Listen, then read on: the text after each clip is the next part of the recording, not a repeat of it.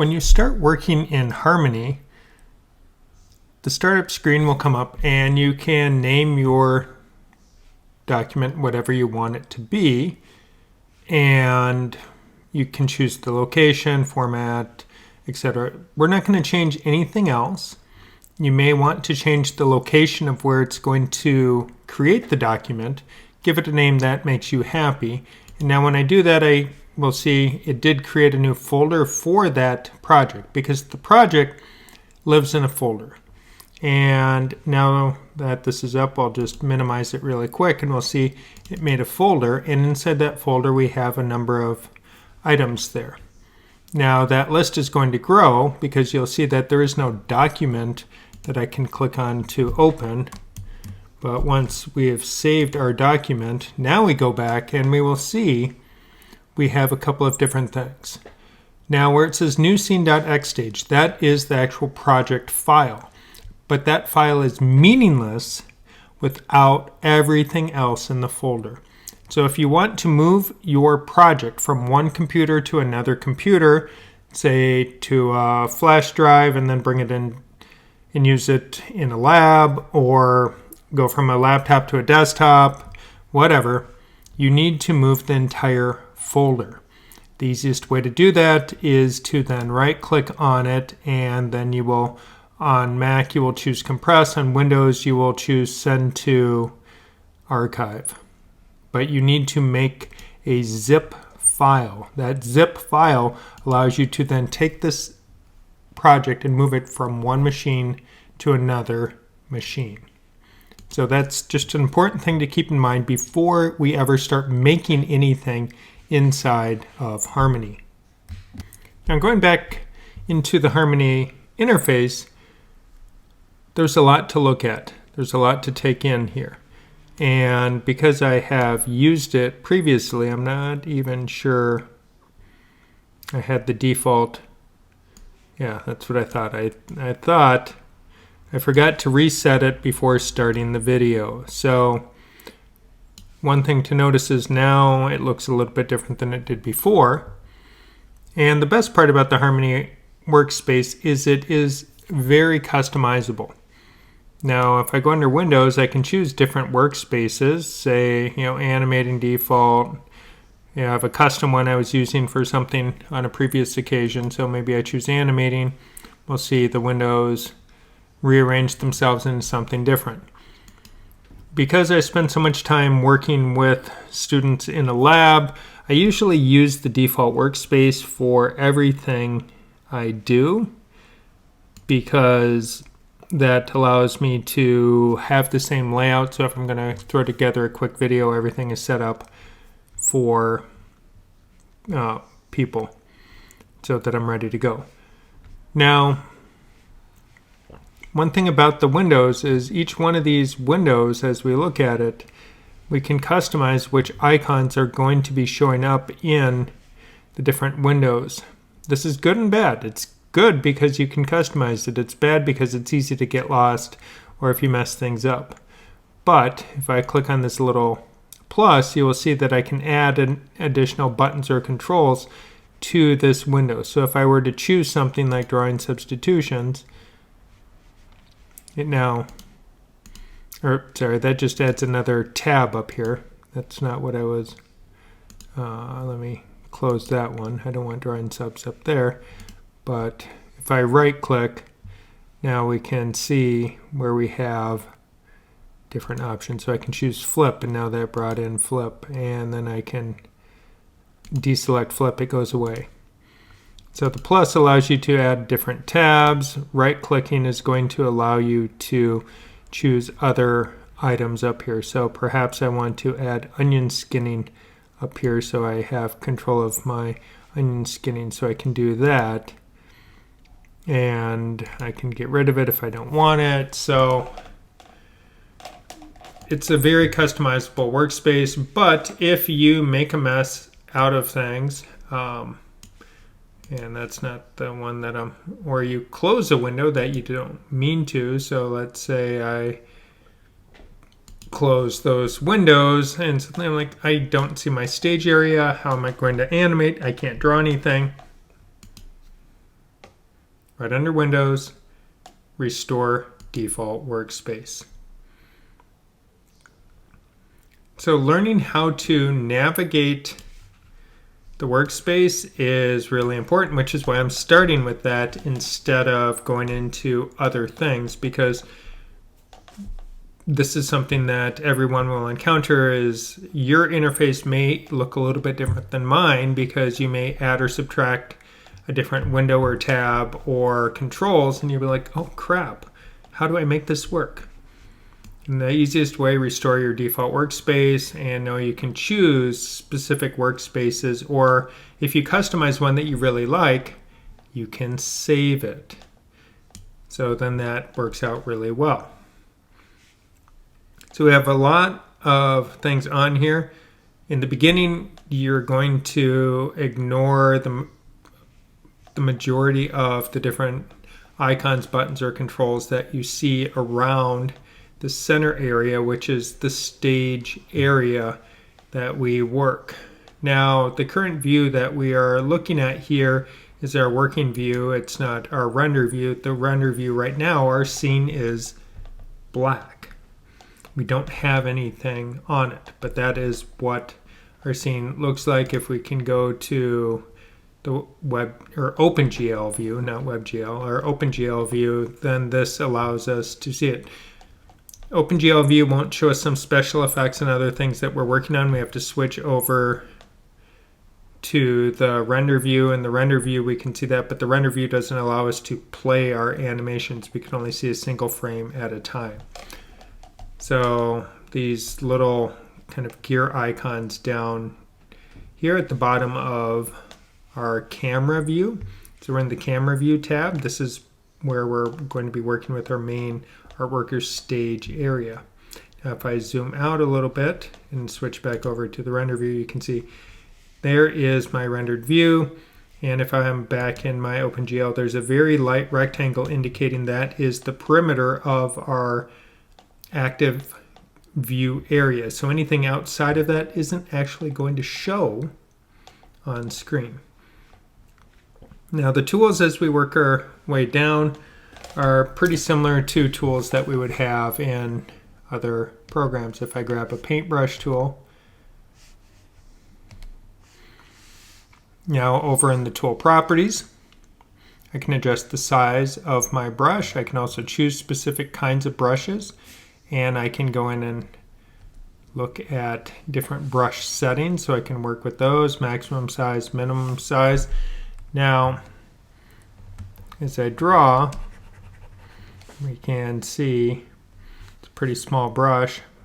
I can go to a much bigger brush. And if you use a drawing tablet, now a drawing tablet will be pressure sensitive. Currently I can see I have a minimum and maximum size. If I pull that way down, now we can see how I can make my marks dependent on pressure as I draw. If I want to change color, I can just go change color and change color in my color palette down here. Now you also notice beyond the pencil or brush tool, we have an eraser tool. I'm just going to close my brush options. Quick shortcut, O. If I hold down O, it's an olive, and then I click and drag, I can resize my brush dynamically on screen. So that's a really handy way to make changes with your brush. Now, the select tool. When we are working in Harmony, every stroke that I make is a vector stroke. It's not unlike working in Illustrator. So each one of these objects we can see. Now, if I just click, it selects it. We can see the green on top of the black didn't erase what was there. So it's not like I'm working with pixels in Photoshop. So inherently, Harmony is working in a vector format. Now, if I want to select everything that intersects so if I go here, it selects that. If I select that, so I don't have to kind of carefully go all the way around something to select it. like that. All I have to do is just touch it like that and it selects it, and then I can move it to wherever I want it to be. So by default, when you're working with the paintbrush tool, if we look at a couple of the different paint options where we can see, I have draw behind, I have autofill, repaint, we don't really care, color it, we're not going to worry about that right now. We can see auto flat. Now if that's selected and I go stroke, stroke, stroke, stroke, now I'll go back to the select tool and select it, it selects all of them because it's now one shape. Let's go back to the paintbrush here, look and turn off auto flatten. If I go stroke, stroke, stroke, and cross it, now this time when I select it, we can see that the stroke, oh, I only grabbed part of it somehow, there we go. So now they look the same, but here everything automatically joined together because it was the same color.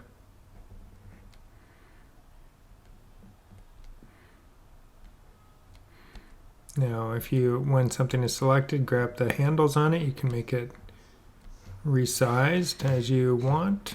But again, because these are all separate, we can see how I'm able to modify them. Skew it.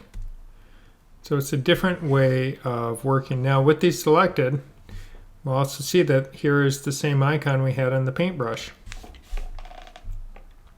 So now this is under operations. I'm using my select tool.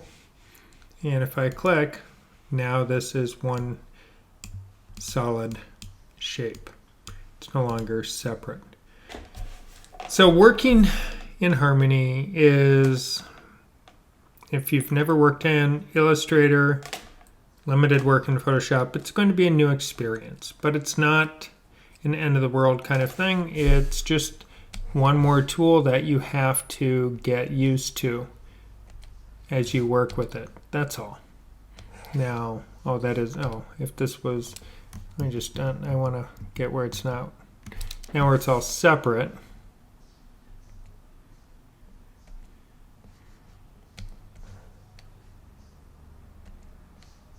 So we see how we can treat things a little bit differently.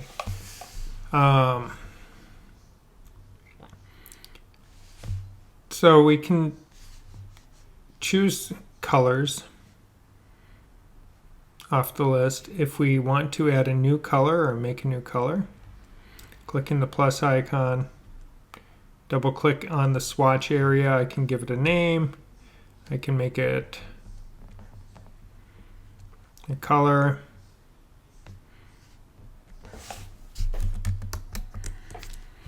and now I have a new color. One thing about working with the colors here is if you create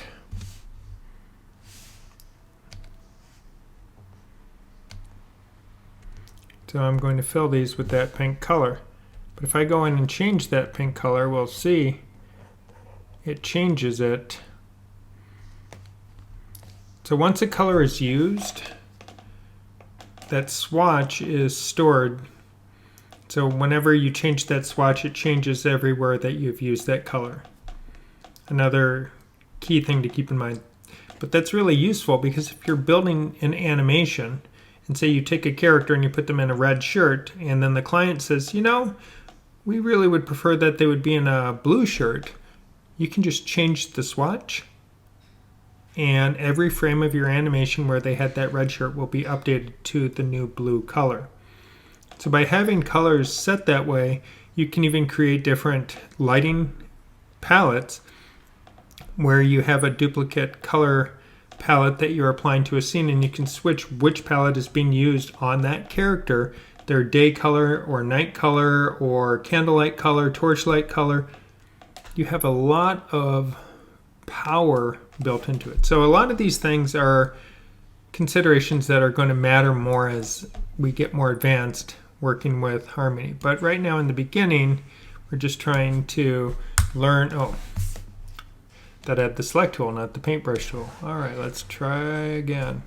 Select, delete. All right, missed. Had a little thing over there. All right. Now the pencil tool works very much like the paintbrush tool,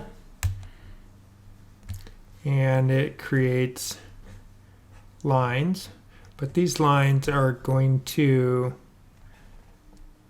be much typically with less minimum maximum, where it's going to be much more of a consistent line as you work with it. So that's something to keep in mind. We also have options that we can smooth as we draw. So if I have a shaky line,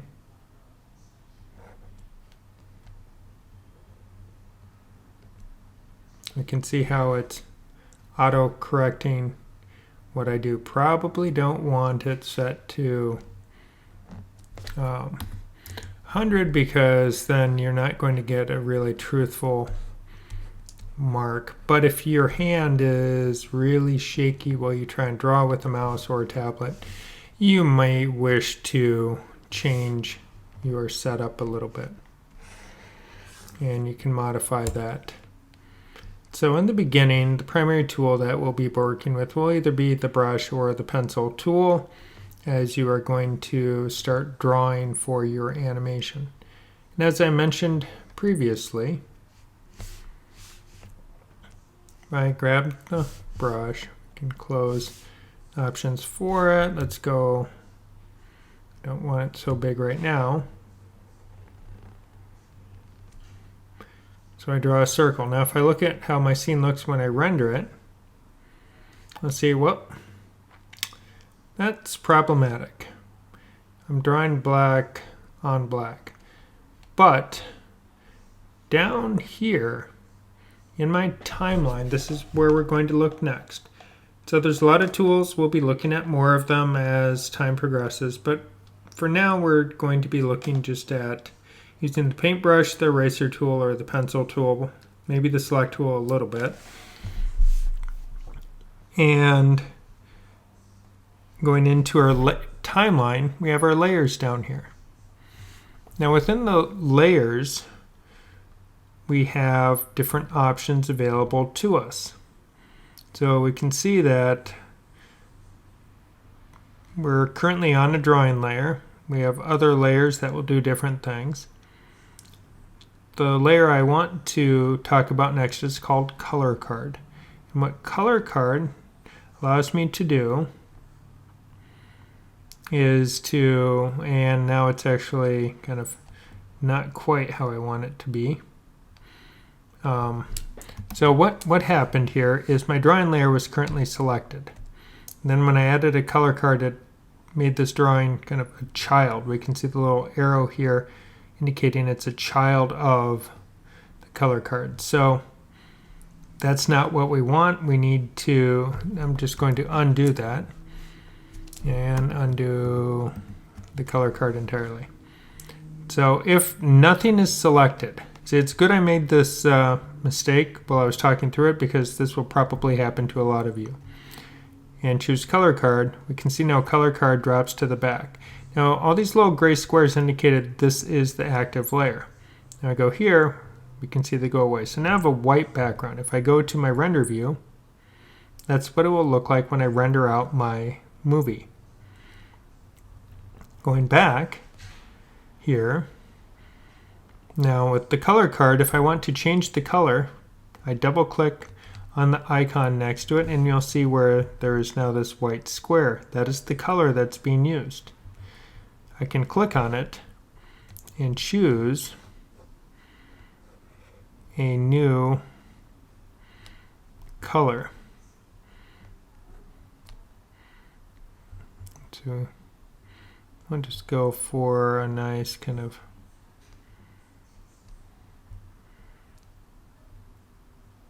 pale pasty purplish tone, and that now gives me my color card. Go to my render view, we can see, oh, that's much better than the white or the black. Now we're back to our drawing. So when we're working in animation, animation is going to be change over time. So in the timeline, we see these numbers here. These numbers correspond to frames.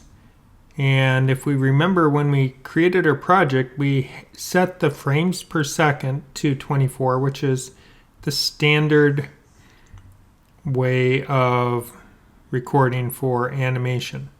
So we're going to put it at 24. Now remembering that animation is going to be change over time. So if I move to frame 2, and now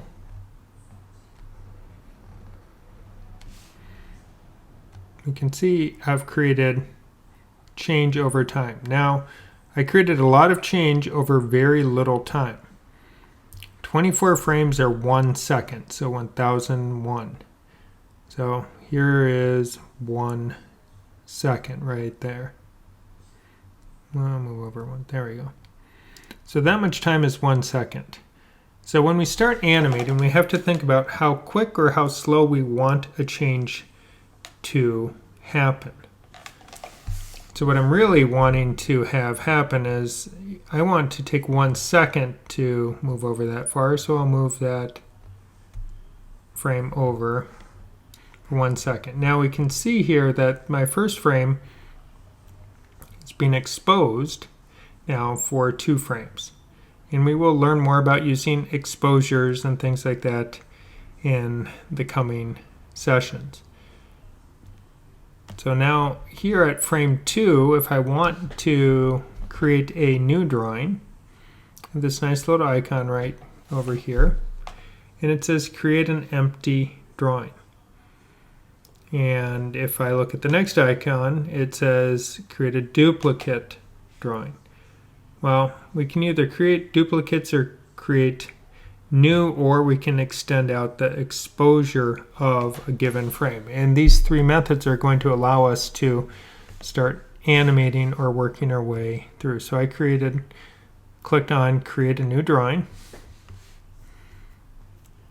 And now I need to kind of figure out where that goes. Now what I feel like I'm doing here is animating blind, which is what I'm really doing. And the advantage of using a digital tool is we have options available to us, one of which is onion skinning. So going back to the days of traditional hand animators using translucent paper on top of a light box, so we can turn on light box, but we only have 1 layer, so it doesn't really matter yet. We'll learn again more about using Lightbox later. But if I click on onion skinning here, actually click on it. Now it shows me, let's get one more drawing. And if I go to the middle, I can see drawings behind show up in red, drawings in the future show up in green. So now this red bar that I'm clicking and dragging, this is going to be my, if we were in an Adobe timeline program, it's our current time indicator, or CTI. It's also our playback head here. And we can scrub this through our timeline to get a sense of where we are. We can also, now if you want, you can even kind of scrub your way through timing using this little shuttle controller here. You can see the red and green, there's nothing there because, well, there's no artwork there. So that gives us a sense of what is happening. Now if I move to my next drawing, if I move to an empty square, I don't have to create a new drawing. It will automatically create one for me. Now this time I'm going to create a small amount of change over time and move to the next frame. Now there's 2 keyboard shortcuts that I think you will probably want to memorize, and that's comma and period, or if you look above comma and period, you see the little caret or angle brackets. So they allow you to go forward and back in the timeline. And that's really useful when you're animating because you can draw, go forward a frame, draw, go forward a frame, draw, go forward a frame. So I'm varying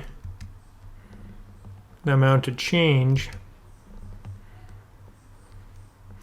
over time. And as you do this, it gives you a different sense of speed happening. Now I don't like that, so I'll just hit undo, Command Z on the keyboard, and redraw it.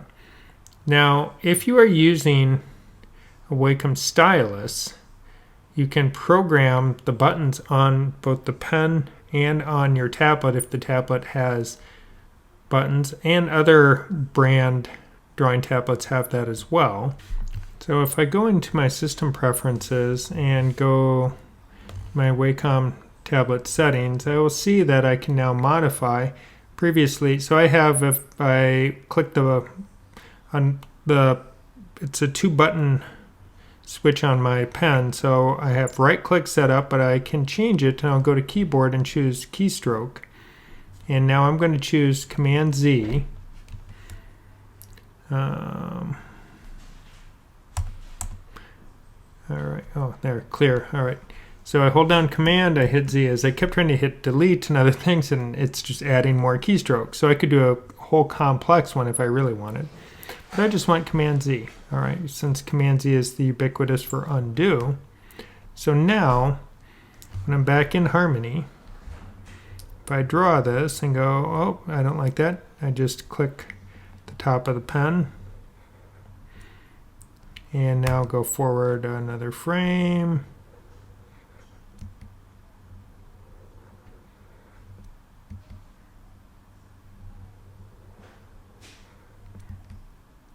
And we can see, oh, that's what we're going to be working our way back over to. Don't like that circle. Let's try again. And now we're there. So now I'm going to turn off onion skinning. And I can see what I have created. Now if I hit play over here,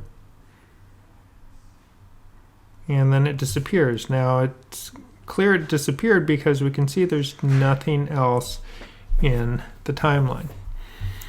Currently my project is set to stop at 60 frames. Now what we want to think about is how long is our scene length.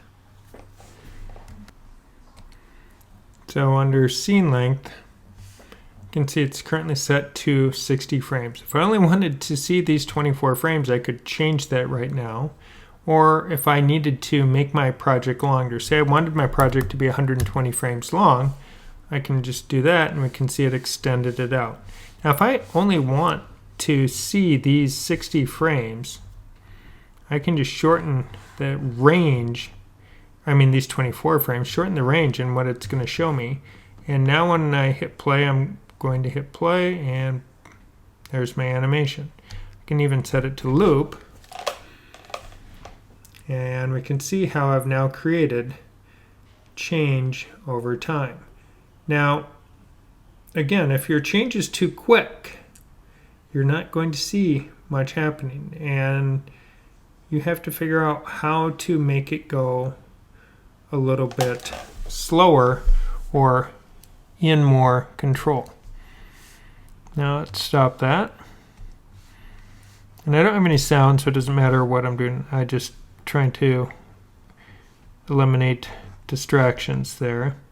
I'm going to just go put this back out to, we'll go out to 120 for now. I'm going to add another drawing layer. So I can click plus and choose drawing. And give it a name, ball 2, and then I'll choose add and close. All right. Now, if I don't want to see a layer that's there, I can click the eyeballs next to it and it goes away. I will turn this one off for a moment. Now with Ball 2 active, it's a good practice to lock layers that you're not working on so that you don't accidentally add artwork to them when you didn't mean to. So now, this time I'm going to use the pencil tool. Let's see, what size am I working with there? All right. Drew a circle. Now I'm going to switch back to the select tool. So when we look at the pencil tool, we can see that the pencil tool is actually just a line that has a stroke around it, which makes it behave a little bit differently. So it's not a shape like drawing with the paint tool. The paint tool creates a filled shape. The pencil is creating a line, and then we can vary the width of that line even after it's been made. So even though I drew this, now I can make it bigger or smaller after creation. So that's something to keep in mind, that the pencil is a little bit different than the paintbrush. So with my ball that I've drawn, if I move on, well actually what I wanted to do was select it. I can copy that. Well, too many keys. Copy that. Now it's important that when we copy paste, we have to be aware of what and where we're doing it. Now if I move into that next frame and then paste, I can put that in, move this to a new location. So instead of redrawing it, I'm now just moving it. Turn on onion skinning so I can see what is happening. Now I can paste again, and this time move it over so we can see how we're able to do it. Move to the next frame, paste, move. So, well, if you notice, I move a little bit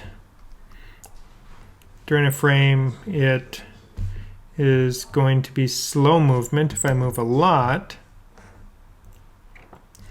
it's fast. So we can see how that creates that acceleration. Now, because this is, oh, don't want to resize, I'm just trying to move it. Because this is a pencil drawing, oh, and I can also choose different textures too, but I could now reduce the size as I move frame to frame. So this is now, which maybe this time I'm going to copy that, go to the next frame, paste, and this time make it even skinnier. But I could also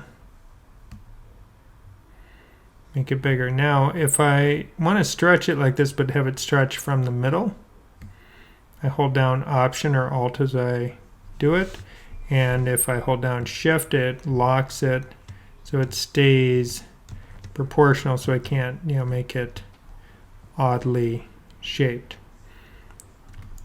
Similar how Photoshop used to be, not how it is now.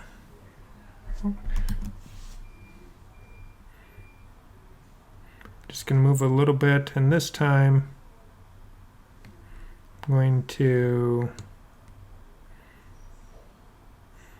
go really big, and I let go of my modifier key before I was done, so we can see how it's starting to create this kind of growth effect. Turn off onion skinning, and we can see how that is playing. Hit play, and it goes really, really, really fast.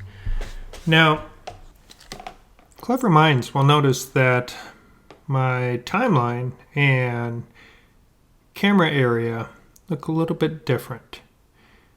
So I just want to remind everybody of the importance of saving on a regular basis. So as I was working, I went for the keyboard shortcut to zoom in my screen and accidentally quit the program. I didn't mean to, but I did. And because I hadn't saved since I created the project, it was empty. So lesson learned, save often while you are working so that you don't have to start over. So a few things I'll start with now that I have a brand new empty document. I can click on the plus and I'll choose color card. Now something else to keep in mind is, like most software, you can do it in more than one way. Under insert, I can see color card is up here. Now I'm going to double click on color card, click on the color swatch, and I am going to choose a different color than last time. Go kind of for a minty color this time because, well, we can. Back to my drawing layer. All right, no, that's just not going to work. That's just really not going to work.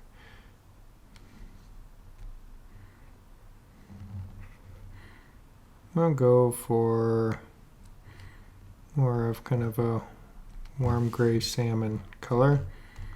Can lock that color card, go back to my drawing layer. Still may need to change this, but at least it's going to be a start. I'm going to go back to my pencil tool here that I was working with previously, and if I draw my circle and want to work with it now, I'm going to use the method I was using before. I'm going to just copy that circle, keyboard shortcut, Command or Control C. Now if I go out a couple frames, and if I paste, this is kind of what I was getting to when I quit the program before. We'll see now that drawing holds for 3 frames. Now, I'm going to take this. No, I don't want to stretch it. I want to move it a little bit. Turn on onion skin so I can see what is going on, and we'll go over another few frames. Paste it in.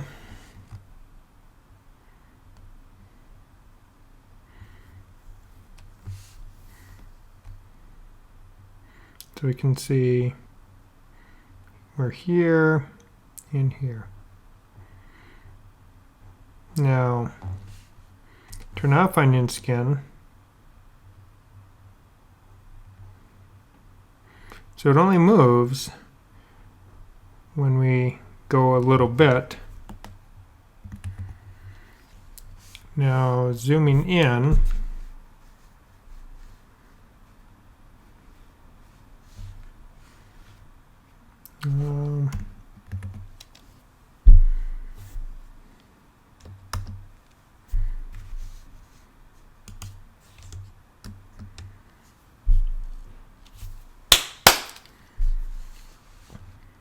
so we can see it moves, but only on those frames, not in between. Now, if I did want to divide that, let's turn back on onion skinning so I can see. So if I wanted a frame in between where we are, we know that green is forward, red is back. So green is forward, red is back. So if I want to smooth this out and add in another drawing in between or towards the end of this, then what I could do is I could duplicate it if I wanted to put it in there and then modify it. But even before that, I'm just going to hit delete. We'll see on the timeline we're now missing a frame. If we turn off onion skinning, we'll really see that we're missing a frame. It creates that strobing effect. So if you don't have artwork appearing, that's going to be problematic. So let's undo that. So that's there, but maybe we're here. select that, copy. Now I'm going to go out, put a few frames, I'm going to paste, move this over to here, but then what I'm going to do is just click and drag. So I clicked out here so nothing's selected, then I click, hold down, and drag, and I'm going to just select those frames. Now if I hit delete on the keyboard, we'll see that they go away. So we have our magic teleporting ball, which even to add to the illusion there. Go back to my pencil.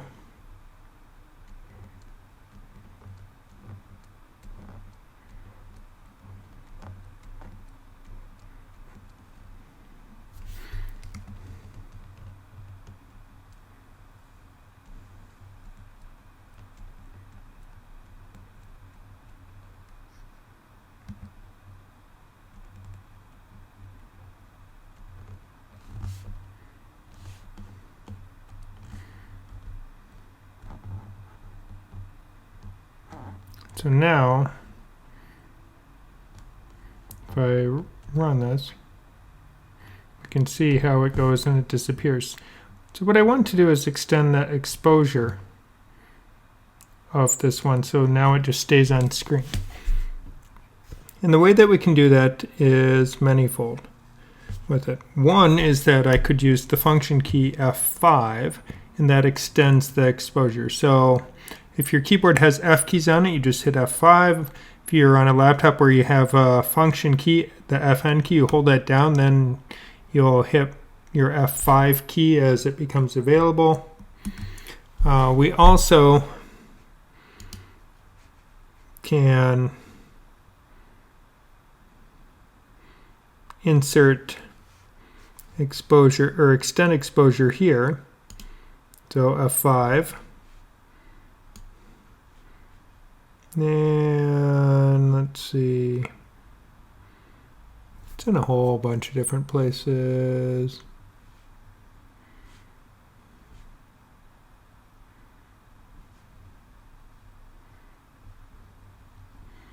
Oh, it's somewhere else, but F5 is the easiest way, or you right click and choose it. So now I'm going to just shorten the scene up to this point, turn on loop so we can see it.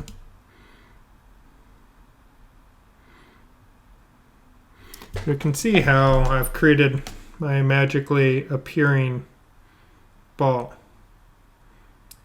Now, if we wanted to, I'm going to extend the scene out a little bit. I want to just select this whole chunk of frames, not hit delete, but now I can even move it.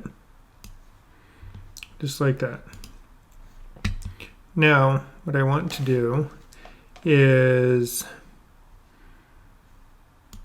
I'm going to kind of animate in reverse. I'm going to spend about 2 frames growing the ball. So I'm going to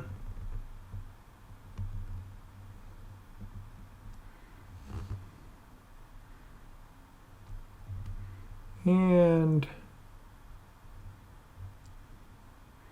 I know I don't want those frames there, so once again, I can just highlight, hit delete, go to this frame here, draw a circle, delete. So now we get the little sparkle, grow out. All right, turn off onion skinning, let's watch it play. So I've now created some basic, very simple animation with it. And the key thing that we're doing here is we're manipulating how long we see something on screen. Sometimes I am redrawing it, each frame, and other times I am choosing to copy the artwork, paste it into an empty frame, and move it or transform it to a new setup. Something I should do now is save. So now if I accidentally quit, I'm not going to be out of luck here with my project. So at the moment, our project is a grand total of 37 frames long, and we can see that the animation goes by pretty quick. If you need to create your scene and make it longer, well, you can just drag it out.